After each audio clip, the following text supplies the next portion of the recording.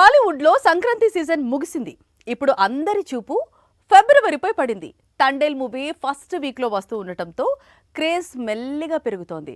కోలీవుడ్ లో ఈ సినిమాని డ్రీమ్ వారియర్స్ రిలీజ్ చేస్తూ ఉండటంతో ఒక్కసారిగా హైప్ ఎవరెస్ట్ కి ఎక్కింది. టాలీవుడ్ లో నాగ చైతన్య, సాయి పల్లవి కాంబోలో చందు మొండేటి తెరకెక్కిస్తున్న మూవీ తండేల్ ఇప్పటికే రిలీజ్ అయిన టీజర్ క్లిక్ అయింది.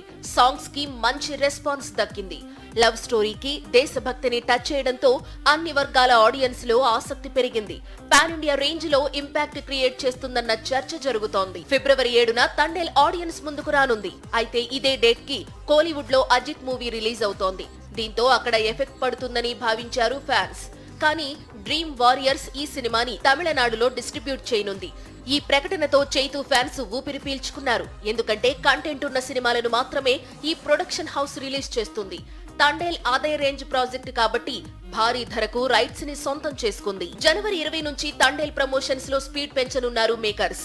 సౌత్ తో పాటు నార్త్ లోనూ ప్రీ రిలీజ్ ఈవెంట్స్ ని ప్లాన్ చేస్తున్నారు. నాగ చైతన్య కెరీర్ లో వస్తున్న ఫస్ట్ పాన్ ఇండియా సినిమా కాబట్టి అన్ని వర్గాల ఆడియన్స్ లో హైప్ పెరిగింది. కార్తికేయ 2తో చందు మొండేటి ఇప్పటికే నార్త్ లో ప్రూవ్ చేసుకున్నాడు. తండేల్ హిట్ అయితే తాను కూడా స్టార్ డైరెక్టర్స్ లీగ్ లో చేరిపోయే ఛాన్స్ ఉంది.